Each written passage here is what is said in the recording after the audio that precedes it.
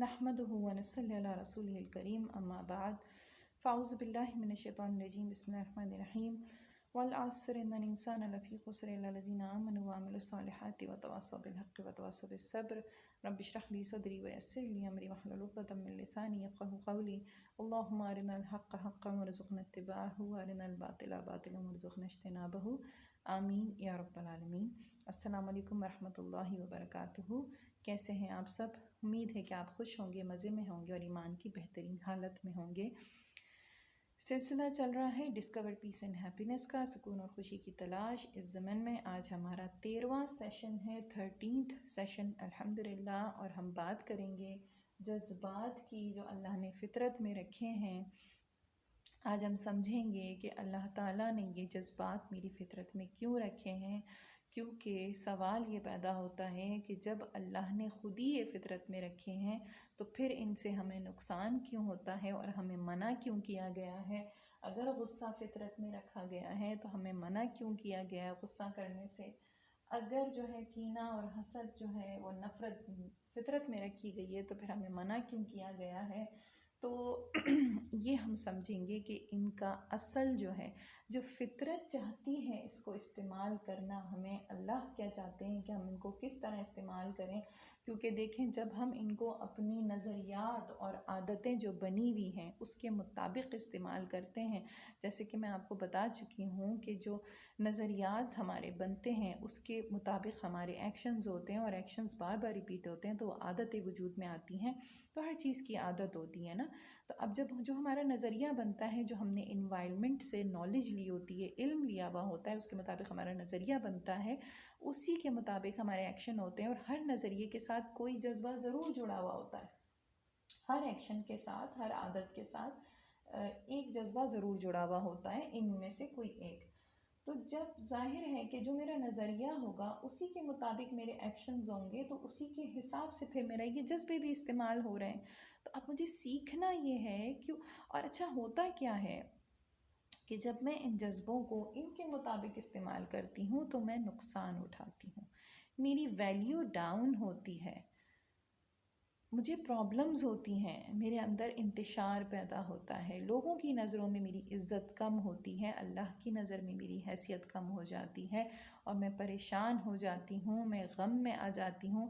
لیکن جب میں ان جذبات کو فطرت کے مطابق استعمال کرتی ہوں جس کے لیے اللہ نے ان کو بنایا ہے، تو میری فیلنگز اوپر چلی جاتی ہے، پازیٹیو ہو جاتی ہے، اور میرے اندر سکون اترتا ہے۔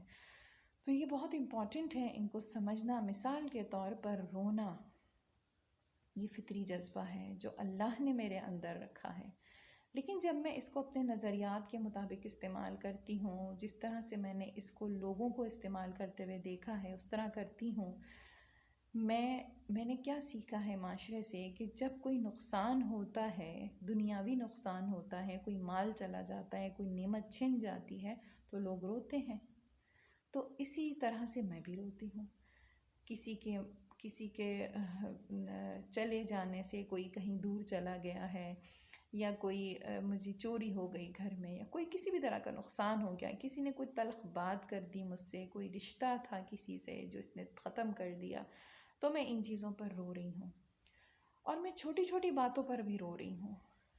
تو جب میں بار بار روتی ہوں لوگوں کے سامنے تو لوگوں کی نظر میں میری حیثیت کم ہو جاتی ہے نا۔ لوگ مجھ سے کترانے لگتے ہیں، یہ تو ہر وقت روتی رہتی ہیں، یہ تو روتو ہیں، یہ تو مگرمچھ کے آنسو ہیں، یہ تو ڈرامہ ہیں، یہی کہتے ہیں نا لوگ۔ لیکن یہی آنسو جب میں فطرت کے مطابق بہاتی ہوں، یعنی کہ میں اپنے رب کے آگے بہاتی ہوں، جب میں اپنے گناہوں کے لیے اللہ کے آگے روتی ہوں، تو آپ کو پتہ ہے ان آنسوؤں کی کتنی ویلیو بڑھ جاتی ہے۔ یہ جو 2 آنسو ہیں، یہی آنسو جو میں نے دنیا کے آگے بہائے تو انہوں نے میرا مذاق اڑایا، انہوں نے میری قدر نہیں کی، انہوں نے مجھے ریجیکٹ کر دیا، انہوں نے مجھے روتو کہا، انہوں نے مجھے ڈرامہ کہا۔ لیکن وہی آنسو جب میں نے اپنے رب کے آگے بہائے تو میری ویلیو ایک دم سے اوپر چلی گئی۔ میرے آنسو کی میرے رب نے ایسی قدر کی۔ آپ کو پتہ ہے ان آنسوؤں کی کیا اہمیت ہے، کیا ویلیو ہے؟ یہ اتنے قیمتی آنسو ہیں کہ یہ جہنم کی آگ کو ایک لمحے میں بجھا دیتے ہیں۔ یہ 2 آنسو جو میری دونوں آنکھوں سے گرتے ہیں، ان سے جہنم کی آگ ٹھنڈی ہو جاتی ہے۔ اللہ تعالیٰ میری تقدیر میں سے میری زندگی کی جو ہسٹری تھی، جو میرے گناہوں کا رجسٹر تھا، جو میرے اعمال کا رجسٹر تھا، جو منکر نکیر پتہ نہیں کتنے سالوں سے لکھ رہے تھے، ان سب کو اس میں سے اللہ نے میرے گناہ بالکل اریز کر دیے، بالکل مٹا دیے۔ اور پتہ ہے کیا کیا اللہ نے؟ صرف گناہ نہیں مٹائے، اللہ نے میرے ان گناہوں کو نیکیوں سے تبدیل کر دیا، ان کے بدلے میں نیکیاں لکھ دی گئیں۔ اور پتہ ہی یہ آنسو کتنے قیمتی ہیں؟ یہ آنسو اتنے قیمتی ہیں کہ حشر کے دن جب ہر کوئی افراتفری کی عالم میں ہوگا اور گرمی سے ہر کوئی نڈھال ہوگا اور بے حال ہوگا، ہر کوئی کسی پناہ کی، کسی سائے کی تلاش میں ہوگا، اس دن یہ جو آنسو بہائے میں نے، اس کے بدلے میں اللہ مجھے اپنے عرش کا سایہ نصیب کرے گا۔ کیونکہ جو 7 لوگ ہیں جنہیں عرش کا سایہ نصیب ہوگا، ان میں ایک وہ شخص بھی ہے جو تنہائی میں اللہ کے خوف سے آنسو بہاتا ہے۔ جس کی آنکھوں سے اللہ کے خوف سے 2 آنسو گر جائیں، اس کو اللہ تعالیٰ اپنے عرش کا سایہ نصیب کرے گا۔ تو یہ آنسو بہت قیمتی ہیں، یہ ان کو معمولی نہ سمجھیے، یہ معمولی آنسو نہیں ہیں۔ لیکن جب یہ دنیا کے آگے بہتے ہیں، دنیا والوں کے آگے بہتے ہیں اور دنیا کے چھوٹے چھوٹے ایشوز کے لیے بہتے ہیں، تو ان کی ویلیو گر جاتی ہے اور ان کی وجہ سے میری ویلیو بھی گر جاتی ہے۔ اسی لیے آپ نے دیکھا ہوگا کہ جو لوگ بہت ہر وقت روتے رہتے ہیں، ان کو کوئی اہمیت نہیں دیتا۔ لیکن جو لوگ بہت سٹیبل ہوتے ہیں اور پریشانیوں پر ایک دم وابلہ نہیں مچاتے، سٹیبل رہتے ہیں اور اپنی پریشانیوں کا دکھ جو ہے، اپنا دکھ صرف اللہ کے آگے پیش کرتے ہیں، اللہ کے آگے روتے ہیں، ان کے اندر ایک عجیب ٹھہراؤ ہوتا ہے، ان کی عزت کرنے کا دل چاہتا ہے، ان کے چہرے پہ ایک اطمینان اور سکون ہوتا ہے جو آپ کے دل میں بھی اتر رہا ہوتا ہے۔ تو یہ جو اطمینان اور سکون ہے، یہ صرف اس جذبے کو صحیح طریقے سے استعمال کرنے کی وجہ سے ملتا ہے۔ تو رونا ایک جذبہ ہے، لیکن اگر میں اس کو صحیح طریقے سے استعمال کروں تو مجھے یہ فائدہ دے گا، اور اگر میں اس کو غلط طریقے سے استعمال کروں تو یہ مجھے نقصان دے گا۔ اسی طرح سے غصہ فطری جذبہ ہے۔ پہلے تو اس بات کو اچھی طرح سمجھ لیجئے کہ غصہ حرام نہیں ہے۔ یہ جو حدیث مشہور ہوئی ہے غصے کے بارے میں، غصہ حرام ہے، غصہ حرام ہے، یہ من گھڑت ہے، اپنی طرف سے بنائی گئی ہے۔ ایسی کوئی بات اللہ کے رسول نے ہمیں نہیں بتائی۔ دیکھیں، غصہ حرام نہیں ہے، غصہ غلط جگہ پر کرنا حرام ہے، غلط ہے انفیکٹ۔ غصہ وہاں کرنا ہوگا جہاں پر جائز ہے۔ دیکھیں، اللہ کے نبی صلی اللہ علیہ وسلم نے کبھی بھی اپنی ذات کے لیے، کبھی بھی آپ کو پتہ ہے نا کہ مشرکین مکہ نے ان کو کتنا تنگ کیا۔ طائف کا واقعہ ہم سب جانتے ہیں، لیکن کیا آپ صلی اللہ علیہ وسلم نے غصہ کیا؟ کبھی ان کے اوپر انہوں نے کوئی ایسی بات کہی کہ تم لوگ کیوں میرے ساتھ یہ کرتے ہو؟ طائف کے واقعہ بہت بڑی مثال ہے، جب بچوں نے جب لڑکوں کو اور بچوں کو، سب کو وہاں کے سرداروں نے پتھر پکڑا دیے کہ تم پتھر ان کو مارو، یہ پتہ نہیں کہاں سے ہمیں سمجھانے آ گئے، نصیحت کرنے آ گئے، ان کو مارو۔ تو آپ صلی اللہ علیہ وسلم لہو لہان ہو گئے تھے اور گلی کے سارے بچے آپ کے پیچھے پیچھے بھاگ رہے تھے اور آپ کو پتھر مار رہے تھے۔ تو آپ صلی اللہ علیہ وسلم کا لہو مبارک جو ہے وہ گرنا شروع ہو گیا زمین پہ، اور اتنا آپ زخمی ہو گئے تو ایک صحابی کھینچ کر آپ کو لے کر گئے اور درخت کے نیچے بٹھا دیا، لیکن آپ نے ایک لفظ کسی سے نہیں کہا، آپ کسی کے پاس نہیں گئے کچھ ان کو سنانے کے لیے یا غصہ کر، آپ کو بالکل ان پہ غصہ نہیں آیا۔ آپ نے کیا کیا تھا؟ آپ نے اللہ سے شکوہ کیا، آپ نے اللہ سے بات کی۔ کبھی وہ دعا پڑھیے گا جو آپ صلی اللہ علیہ وسلم نے اس موقع پر کی تھی، بہت بڑی انسپریشن ہے اور بہت موٹیویٹ ہوتا ہے انسان وہ دعا پڑھ کے۔ تو آپ نے تو اللہ کے آگے آنسو بہائے، آپ اللہ کے آگے روئے کہ اللہ تو مجھے کن لوگوں کے حوالے کر رہا ہے، لیکن اگر تم مجھ سے راضی ہے تو میں بھی راضی ہوں۔ تو یہ تو مومن کا یہی تو بات ہے کہ آپ نے خیر ابھی تو ہم غصے کی بات کر رہے ہیں، پھر ٹاپک کہیں اور نکل جائے گا۔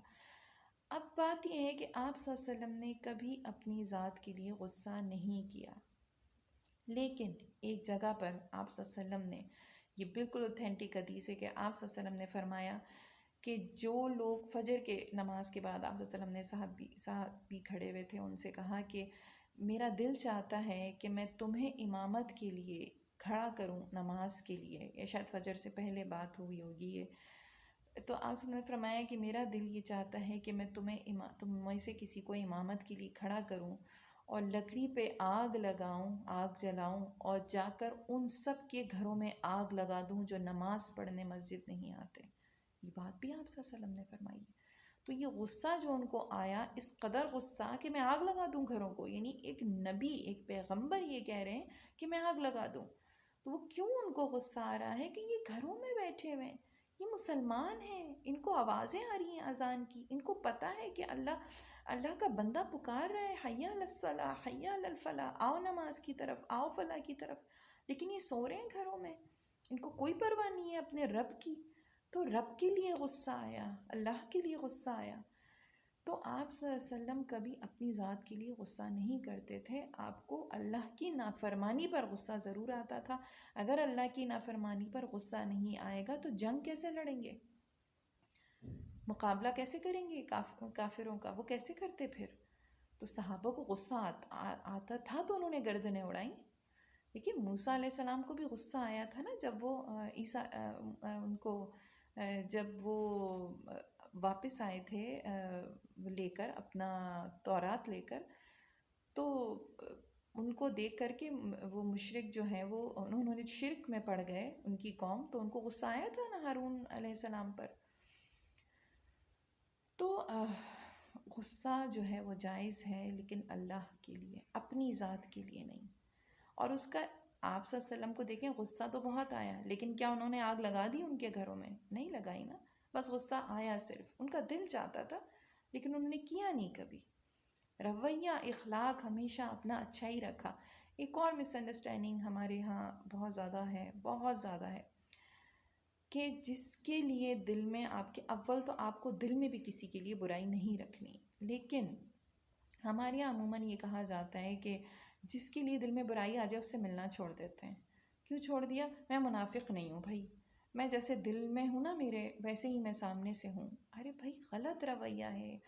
اس کے لیے بھی آپ صلی اللہ علیہ وسلم نے ایک مرتبہ آپ صلی اللہ علیہ وسلم جو ہے وہ حضرت عائشہ کے ساتھ تھے، اور باہر ایک شخص آیا اس میں حجرے میں، تو آپ صلی اللہ علیہ وسلم نے حضرت عائشہ سے کہا کہ عائشہ تم جانتی ہو یہ شخص جو ہے یہ اپنے گاؤں کا، اپنی جگہ کا، جہاں بھی یہ رہتا ہے، اپنے علاقے کا بدترین انسان ہے۔ آپ صلی اللہ علیہ وسلم کسی کو برا نہیں کہتے تھے، لیکن انہوں نے یہ ثابت کرنے کے لیے، یہ پریکٹیکل یہ ایک مثال پیش کرنے کے لیے حضرت عائشہ کو بتایا، کیونکہ جب یہ کہہ کر وہ وہاں گئے تو وہ اس شخص کے بہت اچھے طریقے سے ملے، تو حضرت عائشہ حیران ہو گئیں۔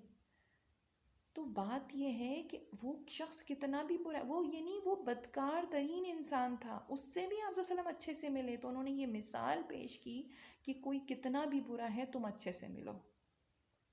تو کوئی کتنا بھی برا ہے، ہاں دل میں اس کو برا تو جان رہے ہیں، ہمیں پتہ ہے کہ وہ غلط کر رہا ہے، کیونکہ ہمیں کیا حکم ہے کہ نفرت گناہ سے کرنی ہے، گنہگار سے نہیں کرنی۔ اس شخص کا جو گناہ ہے وہ بہت بڑا ہے، اس گناہ سے مجھے نفرت کرنی ہے، لیکن مجھے اس شخص سے نفرت نہیں کرنی۔ تو جب میں اپنا رویہ اچھا رکھوں گی اور کمیونیکیشن اچھی رکھوں گی تو میرے دل کے اندر جو اس کے لیے کینہ اور بغض ہے وہ خود نکل جائے گا، اللہ خود صاف کر دے گا۔ اور اللہ قرآن میں فرما رہے ہیں نا کہ تم اچھا رویہ رکھو تو تمہارا دشمن بھی دوست بن جائے گا۔ تو ایسا بالکل نہیں ہے کہ آپ منافق بن جائیں گے۔ آپ منافقت تو یہ ہے کہ آپ اللہ کو مان رہے ہیں، آپ کہہ رہے ہیں کہ میں اللہ کو مانتا ہوں اور میں ایمان والوں مسلمان ہوں، لیکن اللہ کے کہنے پہ نہیں چل رہے، اللہ کے دین پر عمل نہیں کر رہے۔ منافقت تو یہ ہے کہ کہتے تو ہیں زبان سے کہ ایمان ہے لیکن عمل نہیں ہے، یہ ہے منافقت۔ تو اللہ ہمیں اس منافقت سے بچائے۔ اللہ تو اس کو منافق کہہ رہے ہیں قرآن میں، لیکن ہم منافقت یہ ہوگی کہ میں اس کے ساتھ اچھا رویہ نہ رکھوں، اچھا اخلاق نہ رکھوں، کیونکہ اللہ کا حکم تو یہ ہے کہ ہر ایک سے اچھا اخلاق رکھو، چاہے وہ کتنا بھی برا ہے، کتنا بھی گنہگار ہے۔ تو میں منافق تب ہوں گی جب میں اس سے اچھے سے نہیں ملوں گی، لیکن میں اچھے سے مل لی اس کا مطلب میں منافق نہیں ہوں۔ بہرحال یہ جو رویے اس کے بارے میں ہم بات کرتے رہیں گے، لیکن ابھی جتنا ہو سکتا ہے کور آج ہم کر لیتے ہیں۔ اچھا، نفرت ایک فطری جذبہ ہے، اللہ نے فطرت میں رکھا ہے، لیکن مجھے کرنی کس سے ہے نفرت؟ اچھا، آپ سے ایک سوال ہے میرا۔ سوال یہ ہے کہ آپ کسی محفل میں گئیں اور آپ سے کسی نے کہا کہ یہ جو فلاں شخص ہے، یہ جو بیٹھا ہوا ہے، تمہیں پتہ ہی یہ کون ہے؟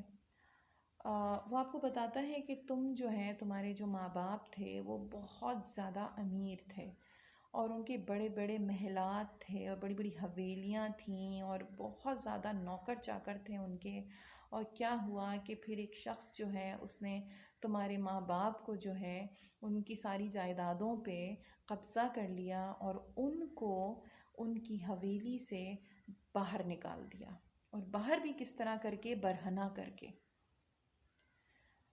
اب آپ مجھے یہ بتائیں، یہ جو شخص ہے جس کے بارے میں آپ کو کسی نے یہ بتایا کہ یہ فلاں اس نے یہ کیا ہے آپ کے والدین کے ساتھ، آپ کے دل میں اس کے لیے کیا جذبہ پیدا ہوگا؟ محبت کا، ہمدردی کا، نفرت کا؟ آپ اس سے نفرت کریں گے، اور اتنی زیادہ نفرت کریں گے کہ آپ کبھی بھی اس کی شکل بھی دیکھنا پسند نہیں کریں گے۔ تو شیطان نے بھی تو یہی کیا ہمارے والدین کے ساتھ۔ کس کے ساتھ؟ حضرت آدم علیہ السلام اور بی بی حوا کے ساتھ۔ جنت اللہ نے دے دی تھی ان کو، لیکن شیطان نے ان کو بہکا کر جنت سے نکلوا دیا اور برہنہ کر کے نکلوایا۔ تو مجھے شیطان سے بھی اتنی ہی نفرت ہونی چاہیے جتنی مجھے اس شخص سے ہوتی، کیونکہ اس نے میرے والدین کو اور مجھے بھی جنت سے محروم کیا۔ وہ میرا کھلا دشمن ہے۔ قرآن میں اللہ تعالیٰ بار بار فرما رہے وہ تمہارا کھلا دشمن ہے، وہ مستقل کوشش میں لگا ہوا ہے کہ مجھے بھی جنت سے نکال دیں، کیونکہ اللہ نے مجھے جنت دے چکے ہیں، اللہ نے میرے لیے جنت میں زمین الاٹ کر دی ہے۔ آپ کو پتہ ہے نا یہ بات کہ ہر شخص کے لیے جنت میں ایک مقام موجود ہے، لیکن یہ میرے اوپر ہے کہ میں اس مقام کو کیسے حاصل کروں اور اس کو کتنا زیادہ خوبصورت بناؤں، یہ میرے اختیار میں اللہ نے دیا ہے۔ میں جتنی زیادہ نیکیاں کروں گی، جتنے زیادہ اعمال کروں گی، اتنی ہی میری جنت خوبصورت ہوتی چلی جائے گی، میں اوپر کے درجے پہ جاتی جاؤں گی۔ جیسے کہ ابراہیم علیہ السلام نے اللہ کے نبی صلی اللہ علیہ وسلم سے معراج کے موقع پر فرمایا تھا کہ اللہ کے نبی سے کہ اے محمد صلی اللہ علیہ وسلم اپنی امت کو میرا سلام کہیے گا، اور ایک تو انہوں نے اس کا پیغام دیا تھا حجامہ کا کہ حجامہ ضرور کروائیں، اپنی امت سے کہیں کہ حجامہ کرایا کریں، یہ نبیوں کی سنت رہی ہے حجامہ کرانا۔ دوسرے انہوں نے یہ پیغام دیا کہ جنت کی زمین جو ہے وہ پلین ہے بالکل، اور وہ بہت زرخیز ہے، اور اس کا گارا جو ہے وہ کستوری ہے۔ ایک دفعہ سبحان اللہ والحمد للہ ولا الہ الا اللہ واللہ اکبر پڑھنے سے وہاں ایک درخت لگتا ہے۔ تو یعنی جب ہم جتنی زیادہ نیکیاں کریں گے ہماری جنت خوبصورت ہوتی جائے گی۔ یہ تو انہوں نے ایک مثال دی نا کہ جب تم ایک کلمہ تم نے صرف پڑھا تمہارا ایک درخت لگ گیا، تو اب تم جتنی، جیسے اللہ کے نبی صلی اللہ علیہ وسلم نے ایک جگہ فرمایا کہ تم فلاں کام کر لو تو تمہیں جنت میں محل ملے گا۔ مختلف اعمال ہیں نا، میں اس ڈیٹیل میں نہیں جا رہی ابھی، مختلف اعمال ہیں جن کو کرنے سے محل بنتے ہیں جنت میں۔ کوئی عمل کرنے سے کچھ ملتا ہے، کوئی عمل کرنے جیسے روزہ، اللہ تعالیٰ نے فرمایا کہ روزے کی جزا میں خود ہوں، یعنی یہ سب سے بڑی جزا تو یہی ہے نا کہ اگر اللہ ہمیں مل گیا، اللہ خود، ہم اللہ کا دیدار کریں گے اور اللہ ہمیں مل جائے گا، اللہ کی رضا ہمیں مل جائے گی، پھر یہ کہ اللہ تعالیٰ جو ہے ہمیں پھر سب کچھ ہی دے دیں گے جب اللہ ہی مل جائے گا۔ تو اس طرح سے جو ہے وہ مختلف اعمال کے مختلف رزلٹس ہیں اور مختلف چیزیں وہاں جنت میں ہمیں پتہ بھی نہیں ہوتا۔ ہم یہاں بیٹھے ہوئے ہیں، مثلاً آپ دیکھیں نا، آپ نے ایک دفعہ سبحان اللہ الحمد للہ ولا الہ الا اللہ واللہ اکبر پڑھا اور جنت میں ایک درخت اگ گیا آپ کا۔ اب وہ سونے کا بھی ہو سکتا ہے، چاندی کا بھی ہو سکتا ہے، آپ کا جو مقام ہوگا جنت میں اس حساب سے وہ درخت آپ کو دیے جائیں گے، یا گولڈ کے ہوں گے یا سلور کے ہوں گے۔ تو آپ تصور کریں کہ آپ عمل کرتے جا رہے ہیں اور وہاں پہ چیزیں بنتی جا رہی ہیں، نہریں نکل رہی ہیں، آپ نے کوئی عمل کیا، یعنی آپ کسی سے آپ کا جھگڑا ہوا اور آپ حق پر ہیں، تب بھی آپ خاموش ہو گئے، صبر کر لیا، پیچھے ہٹ گئے، ایک محل بن گیا جنت میں۔ آپ نے 10 دفعہ قل هو اللہ احد پڑھا، سورہ اخلاص پڑھا، آپ کا ایک محل بن گیا جنت میں۔ آپ نے ایک دن میں 12 سنتیں پڑھ لیں جو نمازوں کے ساتھ ہیں، وہ آپ نے پڑھی، آپ کا ایک محل تیار ہو گیا۔ کسی ہو سکتا ہے کسی عمل سے جو ہے اللہ تعالیٰ آپ کے لیے پورا وہ کوئی پورا باغ بنا دیتے ہوں، کوئی اور چیز بن جاتی ہو، کوئی خوبصورت سا جو ہے وہ لان آپ کے گھر کے آگے بن جاتا ہو، کوئی بھی ہو سکتی کوئی بھی چیز۔ تو آپ پڑھتے جا رہے ہیں، وہاں اضافہ ہوتا جا رہا ہے چیزوں میں، آپ پڑھتے جا رہے ہیں، آپ کا اضافہ ہوتا جا رہا ہے، آپ اعمال کرتے جا رہے ہیں، آپ کی جنت خوبصورت سے خوبصورت ہوتی چلی جا رہی ہے۔ تو ہمیں پتہ بھی نہیں ہے کہ اللہ تعالیٰ ہمارے لیے کیا کیا نعمتیں جو ہیں وہ بنا رہا ہے اور جنت کی۔ پھر میں آپ کو دعوت دیتی ہوں کہ اگر آپ کو جنت کے بارے میں سننا ہے اور اس کے بارے میں اور ڈیٹیلز جاننی ہے، تو آپ میرا جو واٹس ایپ پر میرا گروپ ہے اسے آپ جوائن کر سکتی ہیں، وہ لیکن صرف خواتین کے لیے ہے، آپ انہیں جوائن کر لیجئے۔ اور میں کوشش کروں گی کہ وہ ویڈیو ایکچولی وہ آڈیوز ہیں، تو وہ ویڈیو میں کنورٹ کر کے ان کو میں اس پہ بھی فیس بک پہ بھی ڈال دوں تاکہ اور لوگ بھی اس کو سن سکیں۔ تو انشاءاللہ پھر ہم اور جذبات کے بارے میں بھی بات کریں گے کہ ان کو ہمیں فطرت کے مطابق کیسے استعمال کرنا ہے، خوشی، محبت، ہمدردی۔ تو اور پھر آگے ہم اور بھی انشاءاللہ ہم بات کریں گے کہ ہمیں اپنے شعور کو کیسے اسٹرانگ کرنا ہے۔ پھر ہم بات کریں گے کہ یہ جو ہے شعور جو ہے اسٹرانگ کیسے ہوگا، اور پھر ہم اس سے کیسے اپنے مرضی کے عمل کروائیں۔ انشاءاللہ اگلے سیشن میں پھر ملاقات ہوتی ہے، تب تک اپنا بہت خیال رکھیے گا، مجھے دعاؤں میں یاد رکھیے گا۔ السلام علیکم ورحمۃ اللہ وبرکاتہ۔